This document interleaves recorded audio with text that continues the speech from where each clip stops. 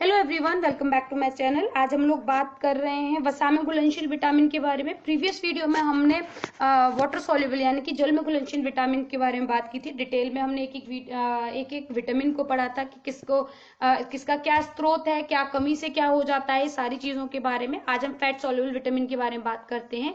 ये शरीर में विसर्जित नहीं किए जाते हैं, ये आवश्यकता से अधिक लेने पर शरीर में जमा हो जाते हैं और प्रतिदिन आहार में इनको लेना आवश्यक नहीं होता है। फैट सॉल्युबल विटामिन को मैं एक बार आपको क्लियर कर देती हूँ। आपका जो एलटी ग्रेड है, टीजीटी पीजीटी है, आपका नेट जेआरएफ है और जीआईसी का पेपर है, उन सभी में ये वाली वीडियोस आपकी हेल्पफुल होने वाली हैं और फूड एंड न्यूट्रिशन का ये इंपॉर्टेंट पार्ट भी है। तो हम स्टार्ट करते हैं विटामिन ए के बारे में। सबसे पहले ये खोजा गया विटामिन है। वैज्ञानिकों ने पाया कि मछली के तेल तथा मक्खन में ऐसे तत्व होते हैं जो वृद्धि के लिए सहायक होते हैं। इसका जो गुण है वो है कि वनस्पति में कैरेटिन रूप में उपस्थित इन्हें खाकर जीवन सत्व विटामिन ए में ये बदल जाता है। इसका कार्य है शरीर की सामान्य वृद्धि करना, रोग प्रतिरोधक क्षमता प्रदान करना, आंखों की सामान्य दृष्टि के लिए हेल्पफुल होता है, त्वचा सूखने से बचाता है, आपके हड्डियों और दांतों के स्वाभाविक विकास में सहायक है, प्रजनन अंग व क्रिया को सुरुचिर रूप से चलाने के लिए, मतलब प्रॉपरली चलाने के लिए हेल्पफुल होता है। सोर्सेज की बात करें तो लाल और पीले साग सब्जियों में, मछली के यकृत में, उसके तेल में विटामिन ए पाया जाता है। इसकी कमी से क्या क्या दिक्कत होती है? देखिए, अवरुद्ध शारीरिक वृद्धि यानी कि आपका बॉडी की जो ग्रोथ है वो रुक जाती है। क्षीण प्रजनन शक्ति यानी कि आपकी जो रिप्रोडक्शन की जो पावर है वो आपकी कम होने लगती है। आंखों पर प्रभाव होता है जिससे रतौंधी हो जाती है। रतौंधी में क्या होता है? बेसिकली कम रोशनी में देखने में परेशानी होती है, जिसकी आपकी डिफरेंट स्टेजेस होती हैं। कॉर्निया या फिर जेरोसिस कहते हैं जिसे। इसमें अश्रु ग्रंथि सूख जाती है। बायोटॉट स्पॉट, देखिए ये सारी रतौंधी की जो स्टेजेस हैं वो काफी इंपॉर्टेंट है, तो इन्हें याद कर लीजिएगा। तो आपकी बायोडॉट स्पॉट में आंखों की ऊपरी झिल्ली पर सफेद भूरे रंग की धब्बा पड़ जाता है, कंजक्टाइवा जेरोसिस। ये आपकी आंखों में घाव या सूजन कर देता है। जीरोफिथाल्मिया, आंखों का भीतरी भाग धुंधला हो जाता है और दिखाई नहीं देता है। कैरेटोमलेशिया, आंखों की जो रोशनी है वो पूरी तरह खत्म हो जाती है। नेक्स्ट हमारी विटामिन है विटामिन डी। सफेद गंध रहित विटामिन है ये, ताप से अप्रभावित रहती है। इसका काम है कैल्शियम और फास्फोरस के चयापचय करना। यह रक्त में कैल्शियम और फास्फोरस की मात्रा को नियंत्रित करता है। हड्डियों व दांतों के निर्माण में सहायक है और शरीर की वृद्धि के लिए भी विटामिन डी हेल्पफुल रहता है। सोर्सेज की बात करें तो मछली के यकृत का तेल मुख्य है। अंडे, पनीर और दूध से भी इसकी अच्छी उपलब्धि हो जाती है। कमी से रिकेट्स हो जाता है बच्चों में, बड़ों में ऑस्ट्रियोमलेशिया। रिकेट्स में क्या क्या होता है?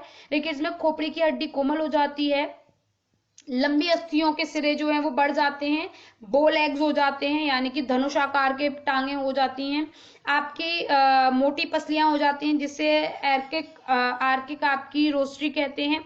आपके जो नोक नीक हो जाते हैं यानी कि घुटनों को चलने में टकराते हैं आपस में। आपके पॉट बेली हो जाती है यानी कि जो आपका पेट है वो एक मटके के जैसा हो जाता है, लटका हुआ हो जाता है, व्यक्ति बोना रह जाता है यानी कि हाइट कम रह जाती है, दांत सड़ते हैं इसमें, और माथे की जो हड्डी है वो उभरी हुई हो जाती है, जिसे हम फ्रंटल बोजिंग कहते हैं। ऑस्ट्रियोमलेशिया की बात करें तो उसमें कोमल हड्डियां हो जाती हैं, झुकी रीढ़ की हड्डी हो जाती है, गर्भवती के भ्रूण का विकास अवरुद्ध हो जाता है, दांतों में कालापन आ जाता है और ब्रिटलनेस ऑफ बोन यानी कि हड्डियां जल्दी टूटने लगती हैं। विटामिन ई के बारे में बात करते हैं। मनुष्य व जंतुओं में प्रजनन संस्था की क्रियाशीलता के लिए बहुत जरूरी होता है। ताप व अम्ल की क्रिया का इस पर कोई इफेक्ट नहीं होता। सूर्य की किरणों से ये नष्ट हो जाता है। कार्य की बात करें तो प्रजनन क्षमता विकसित करने के लिए, और इसकी कमी से आपका बांझपन हो जाता है। सोर्सेज में आपके बिनौले का तेल, गेहूं का तेल, सोयाबीन का तेल और मक्खन इसके अच्छे सोर्स हैं। इसकी कमी से पुरुषों में नपुंसकता, स्त्रियों में बांझपन, आरबीसीज का जो निर्माण है वो अवरुद्ध हो जाता है और अनीमिया भी देखने को मिलता है। नेक्स्ट आपके विटामिन है विटामिन के, जो आपको कोएगुलेटिंग विटामिन भी कहते हैं। पीले रंग का पदार्थ होता है, ये ताप से अप्रभावी रहता है और सूर्य के प्रत्यक्ष प्रभाव से ये नष्ट हो जाता है। इसका मेन फंक्शन है रक्त का थक्का जमाना यानी कि जहां चोट लग जाती है वहां से ब्लड जो है ब्लीडिंग को रोकना और क्लॉटिंग करना। विटामिन डी के उपयोग को अप्रभावित करता है ये। इसके सोर्सेज हैं गोभी, सोयाबीन, पीली पत्ते वाली सब्जियां और इसकी कमी से रक्त का थक्का नहीं जमता, यानी कि ब्लड क्लॉटिंग नहीं होती है। खनिज लवण के बारे में बात कर लेते हैं।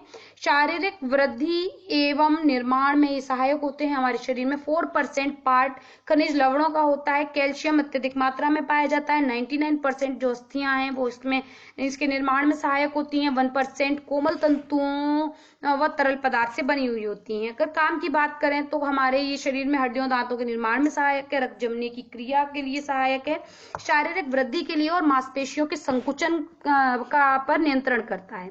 सोर्सेज की बात करें तो ताजा दूध, मक्खन, पाउडर, सूखा मेवा, मट्ठा मुख्य साधन है इसके। कमी की बात करें तो इससे रिकेट्स, ऑस्ट्रियोमलेशिया, जिनको हम डिटेल में पहले देख चुके हैं अभी थोड़ी देर पहले, रक्त जमने की जो में अधिक समय लगता है अगर कैल्शियम कम हो तो, टिटैनी रोग, मांसपेशियों की गति में जो अनियंत्रण हो जाता है, और ऑस्टियोपोरोसिस यानी कि हड्डियों में छेद जैसी प्रॉब्लम्स हो जाती है। नेक्स्ट है आपका फास्फोरस। कैल्शियम की कमी, कैल्शियम से कम पाया जाता है हमारी बॉडी में। शरीर का जो निर्माण करने वाला तंतुओं में उपस्थित होता है। इसका काम है अस्थियों व दांतों के निर्माण करना, कैल्शियम के अवशोषण में यानी कि एब्जॉर्प्शन में, रक्त अम्लक्षार संतुलन बनाए रखने में, मांसपेशियों के संकुचन में हेल्पफुल होता है। सोर्सेज की बात करें इसमें तो दूध, पनीर, अंडा, पीला भाग अंडे का, मछली, मांस, साबुत अनाज रहते हैं।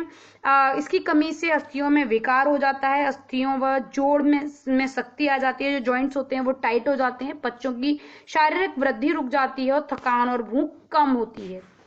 लौह लवण की बात करें तो हीमोग्लोबिन निर्माण में ये आवश्यक है। ऑक्सीजन और कार्बन डाइऑक्साइड के आदान प्रदान में सहायक होता है। मांसपेशियों के संकुचन में उपयोगी होता है।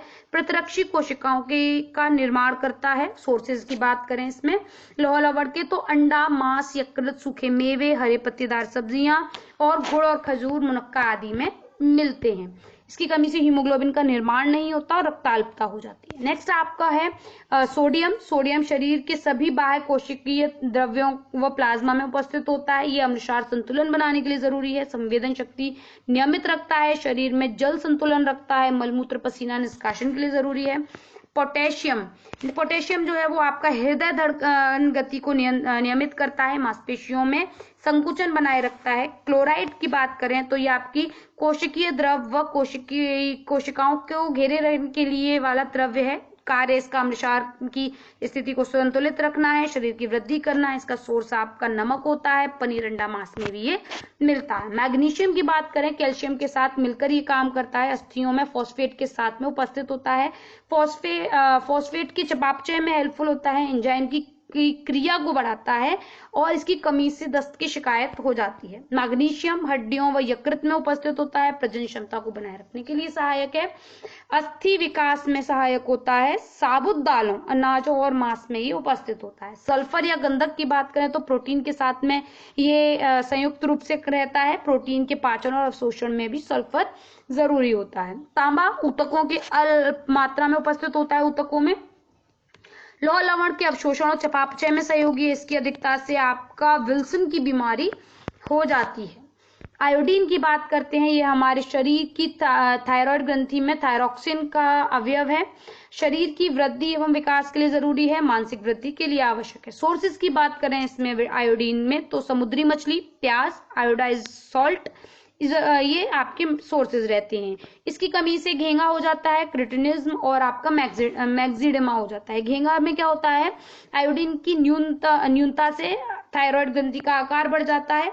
अधिक हो जाए तो ग्रंथि तो श्वसन नली पर दबाव पड़ता है। क्रिटिनिज्म की बात करें तो गर्भावस्था में आयोडीन की कमी से भ्रूण का विकास रुक जाता है और असंतुलित अपरिपक्व विकसित होता है बच्चा। उसके बाद मैक्सिडेमा की बात करें तो वयस्कों में देखा जाता है। रोगी के बाल कड़े और सूखे हो जाते हैं, त्वचा मोटी और रुखी और आवाज भारी हो जाती है। नेक्स्ट है आपका है फ्लोरीन। दांतों को स्वस्थ रखने के लिए जरूरी है। दांतों व अस्थियों को स्वास्थ्य बनाए रखने के लिए जरूरी होता है। लास्ट है आपका जिंक, जिसे हम जस्ता के नाम से जानते हैं, दांतों व हड्डियों में पाया जाता है, कई एंजाइम का निर्माण करता है, इंसुलिन हार्मोन का निर्माण करने में सहायक है, बालों को स्वस्थ रखने के लिए जरूरी है। ये सोर्स है इसका गेहूं का अंकुर और यकृत। तो बेसिकली हमने जितने भी न्यूट्रिएंट्स हैं वो कवर कर लिए हैं। आपका protein, fat, vitamin, minerals, water, energy, सभी चीजें कंप्लीट हो चुकी हैं आपकी। और इसमें हमने सभी में सोर्सेज की बात की है, सभी में आपको सभी की कमी से क्या प्रॉब्लम है, तो उन रोगों के क्या लक्षण है, सभी डिस्कस कर लिए हैं। आई होप आप कुछ बचा नहीं है। अगर आपको स्टिल लगता है कि कोई कमी है तो आप मुझे कमेंट सेक्शन में बता सकते हैं। वीडियो अच्छी लगी हो तो लाइक, शेयर एंड कमेंट करें। और ये जो मोस्ट इंपॉर्टेंट टॉपिक्स थे वो कंप्लीट हो गए हैं सारे। अभी तक जो आपकी जितने भी न्यूट्रिएंट्स थे उसमें सारे पॉइंट्स को मैंने कवर करने की कोशिश की है। आपको कोई सजेशन हो तो वो दीजिए, कोई कंप्लेंट हो तो वो बताइए। अगर आप इन नोट्स को परचेज करना चाहते हैं तो आप डिस्क्रिप्शन बॉक्स में आपकी जो टेलीग्राम की लिंक है या फिर आपकी जो इंस्टाग्राम की लिंक है वहां पर आप कमेंट कर सकते हैं, वहां बात कर सकते हैं। चलिए, वीडियो अच्छी लगी तो like, share and comment, and thank you for watching my video. Thanks for watching global Gunjan. Have a good day. Bye bye.